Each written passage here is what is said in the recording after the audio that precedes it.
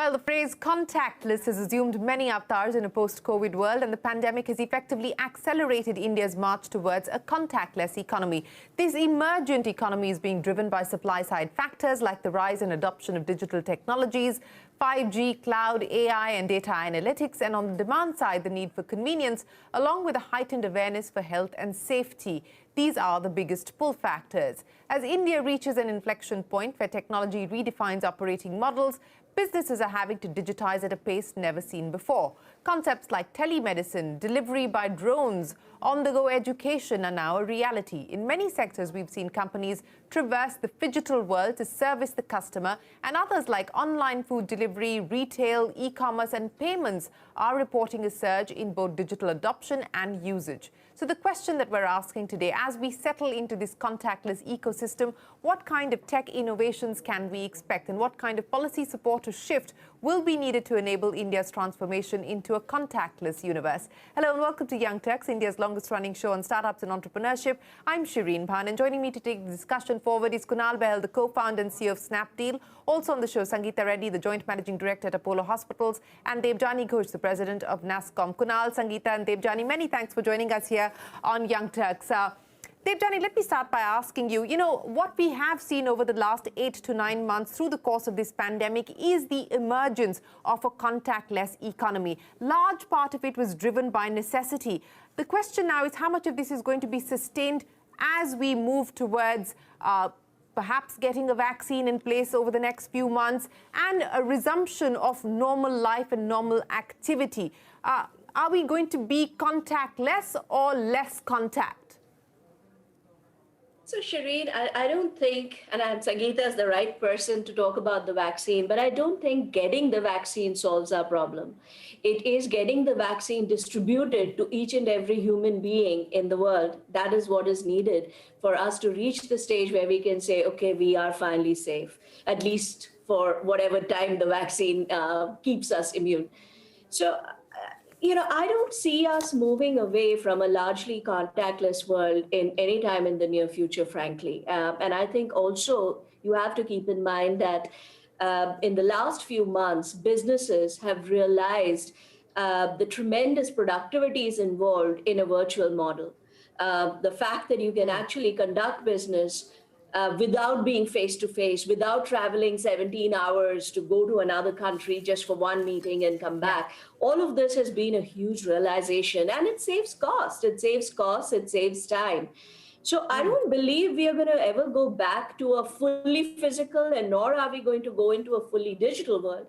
But we are going to be somewhere in the middle. We're going to come out with a hybrid model that works for companies, and you will see a lot of business model reinvention around that, because that itself gives companies the ability to build competitive advantage.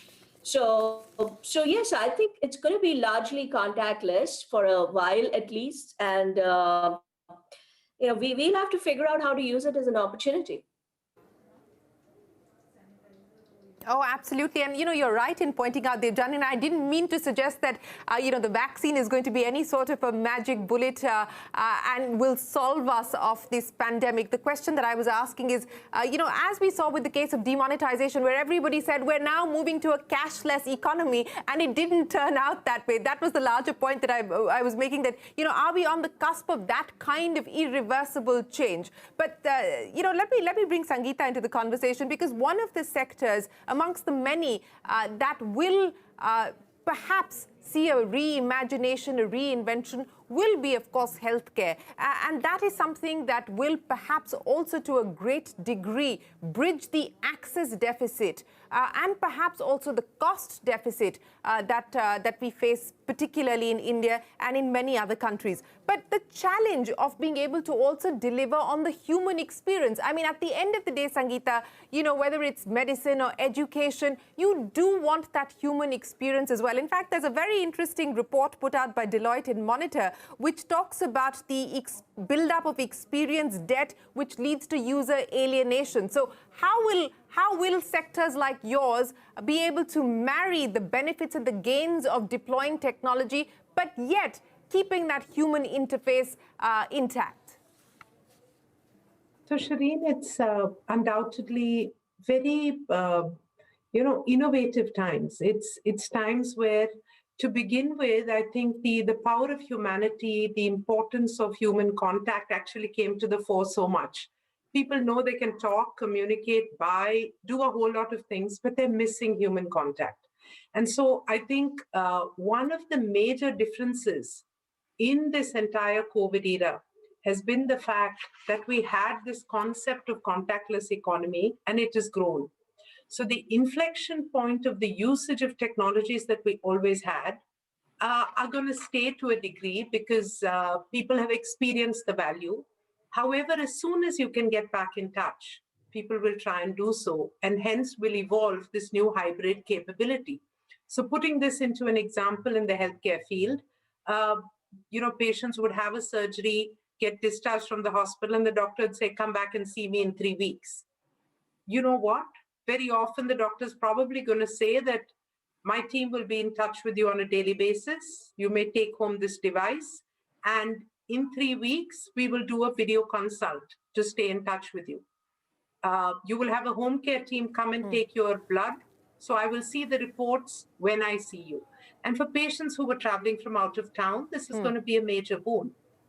So many, many models like that. Tele-ICU, teleradiology, telepathology. So specialization will go up.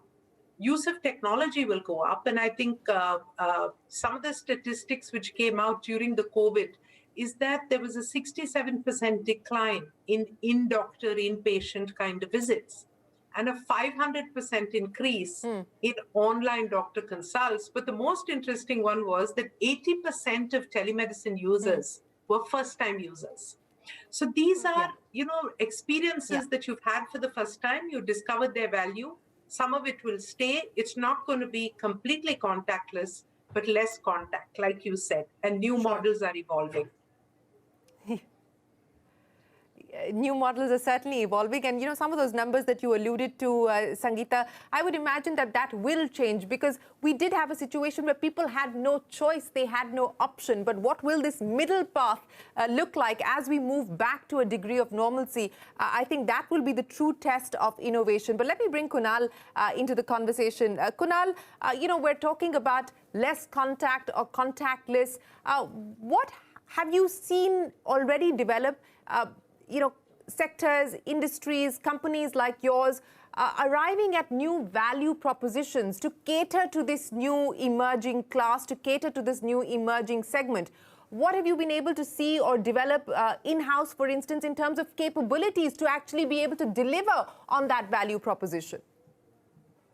Yeah, Shreed, I think there is, since the pandemic began, I've been seeing two forms of India.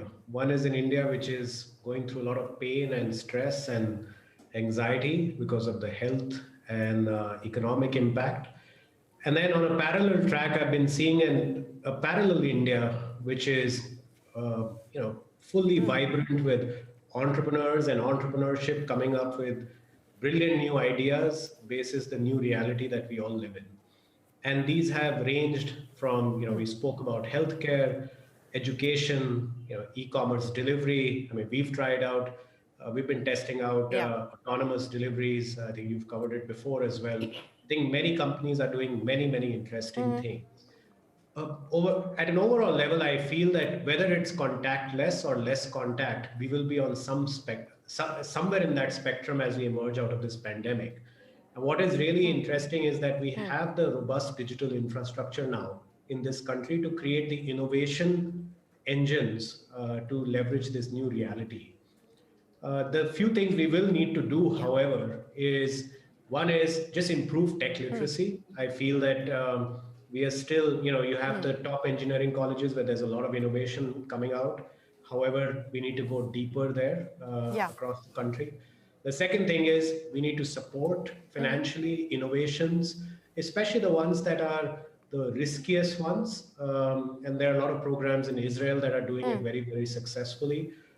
And the final thing is I think we'll need to support failure. I think something we don't do too well as a country yet, where many of the innovations that will come out in this new reality, leveraging this new reality, whether it's drone delivery of medicines or autonomous delivery of e-commerce, may not work, and that's okay. But we need to create that environment that companies and entrepreneurs should be trying these new models out.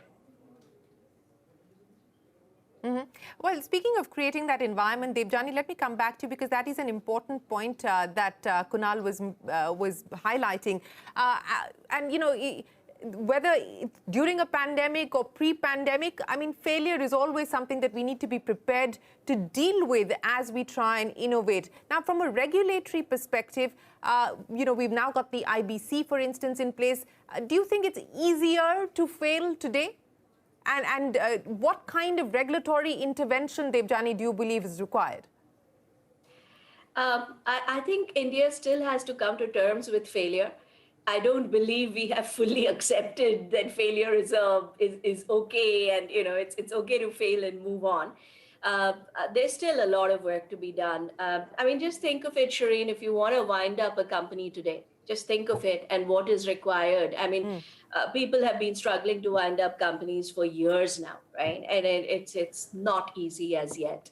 So at least what I will say is there's growing awareness and acceptance and appreciation for the need to do it within the regulators, within the government, etc.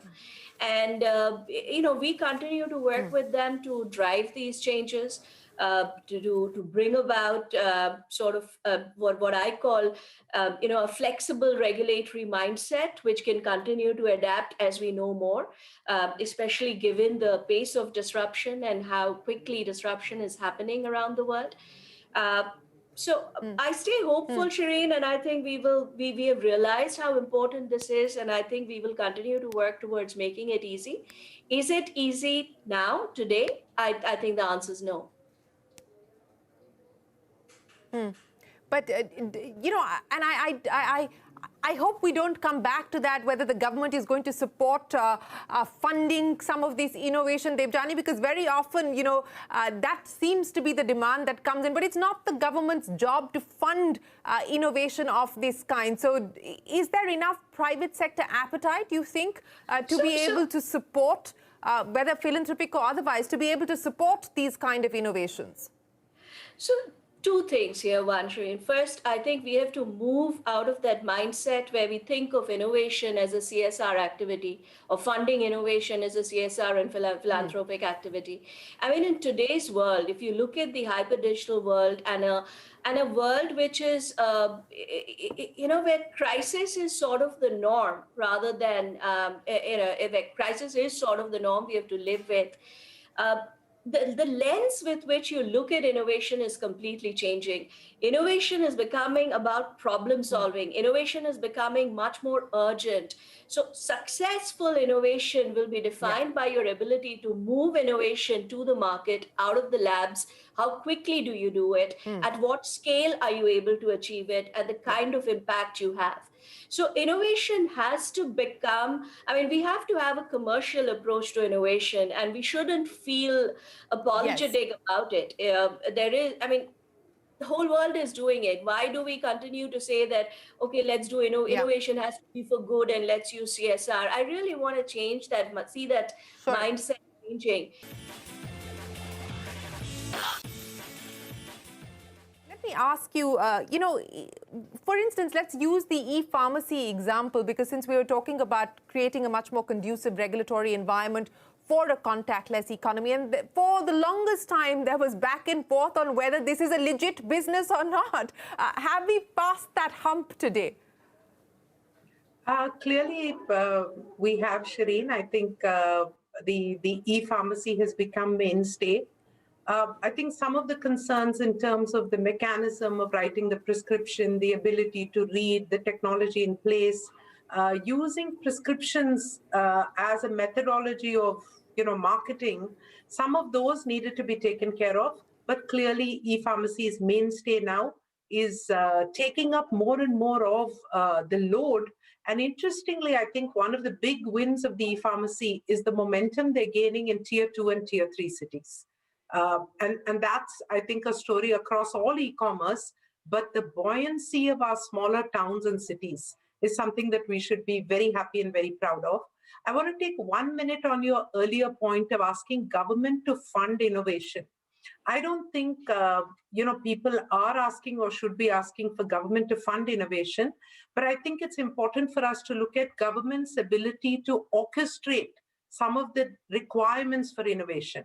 So say in healthcare, the whole National Digital Health Mission enables a continuum of care and a flow of data, which is important. So the standards, the regulation, the guidelines is the government's job. It's private sector's job to come in there and make the right investments and to innovate on the models, ultimately keeping the customer in mind so that you have a faster ability to treat, a better ability to take care, an earlier ability to diagnose. So it's a combination. So it's an ecosystem orchestration that I think the government and the private sector have to play in together to deliver something new and valuable to the consumer. I think, Sangita, you hit the nail on the head, because A quick question. even the role of government shouldn't be funding innovation, but I think government has to consume the innovation, especially in areas like healthcare, agriculture.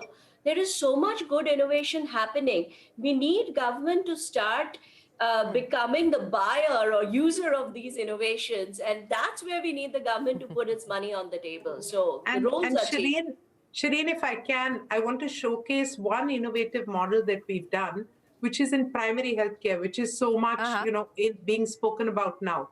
So we run for the government of a certain state 150 primary healthcare centers, and these are all e-enabled. Every doctor does, electronic entry. So doctors who were trained 20 years ago are now using the latest protocols of caring. There's telemedicine for any, condition that can't be managed by the local doctor. There is a lab with an e-lab system. So they never run out of samples, tests, their reports, and we added the health and wellness in it.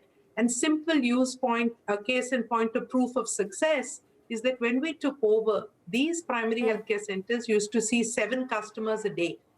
Within a year of their functioning, their average number of footfalls is over 58 customers a day. So customers know when you're doing something right. So the ability to take this EPHC model, which is it's a digital physical model, and spread it everywhere. So Devjani, I agree with you.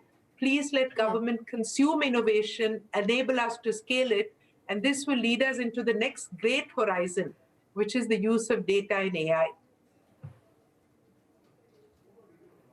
Absolutely, and I think the EPHC route is a very important route for India specifically. There is too much emphasis on specialized care, where there needs to be much more focused attention on providing primary, safe and efficient primary health care. But Kunal, let me come to you now. What we have seen through the course of this pandemic, and that's giving a rise to the kind of trends that we're talking about, largely on account of in-home consumption and a boom in in-home consumption. What are you seeing as the behavioral changes? I mean, today we're talking about healthcare, education, fintech, but let's talk about, the social experience. I mean, Zoom parties, house parties emerging as the top-rated app and so on and so forth. Kunal, what kind of changes do you foresee on that side?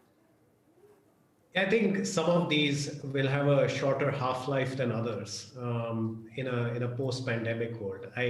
I'm sure for every person who's enjoying those sit-at-home party apps is also reminiscing of the times when they were with friends in person. So I do feel that not everything will homogeneously settle at the same high level that it currently is trending at. That said, I feel that this is giving genesis to a completely new segment of services that didn't exist before. I think we talked a lot about healthcare.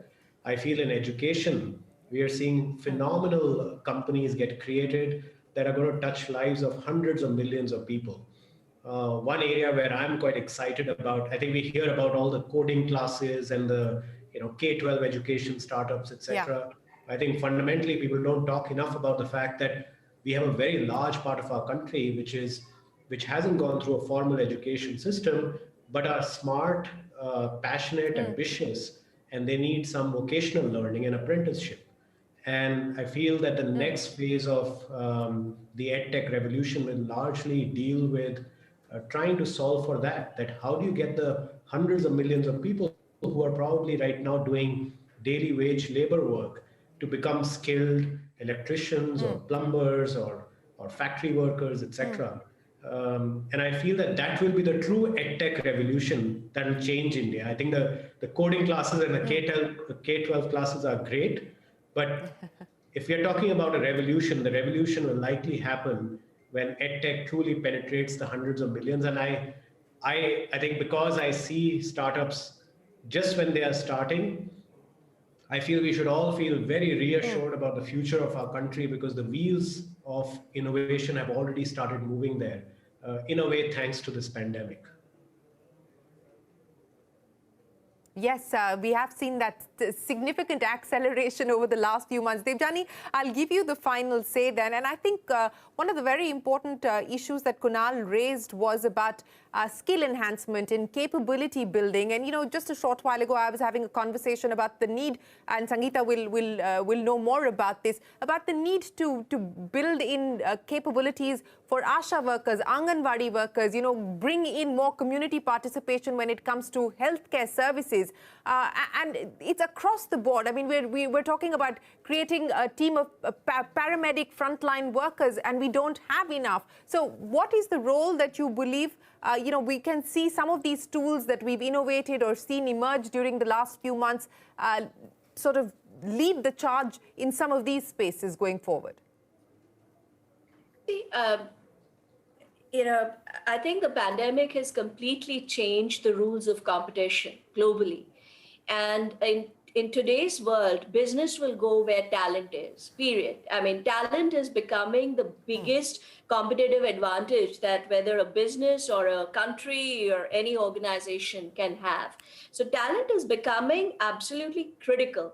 And what is needed is, you know, a mindset where we honestly start believing that talent development has to be job one for this country, and talent has to become India's biggest competitive advantage. In fact, just as Israel grabbed the position of startup nation when the entire entrepreneurship ecosystem was developing, I think this is India's moment to grab that position of becoming a talent nation. We have to aim for that. We have to become the talent nation for the world. And we have to figure out how to drive that upskilling and reskilling across every single sector. And, you know, whether it's healthcare, whether it's in government, whether it's education, whether it's manufacturing, every single sector is getting disrupted. We have to realize that. And if not, they should be getting disrupted if they want to stay relevant, if they want to continue to stay productive. And as they get disrupted, the jobs are changing, skills are changing. People talk about job losses. We're not seeing job losses, we are seeing job displacements. There are so many, you know, data analytics jobs that are open in the country across verticals, not just in the tech industry, across finance, across health, and there are not enough people that we can find to hire. So I think skilling has to become, Shireen, I mean, I'm very passionate about it. I think skilling has to become honestly job one for us, for this country. And we have the ability to aim for that position of becoming the talent nation. This one's ours to lose. We can't miss out on this opportunity. This one is ours to lose, and we cannot afford to miss out on this opportunity. Debjani Ghosh, Sangita Reddy and Kunal, many thanks for joining us here on this CNBC-TV18 Young Turks special to talk about some of the challenges, but more importantly, the many opportunities that we need to capitalize on, we need to leverage on if we truly want to emerge as the talent nation of the world, as Debjani put it. But thanks very much for joining us here today, and thanks for your time. We'll take a break. There's a lot more coming up. Don't go anywhere. We're back in a moment with a lot more.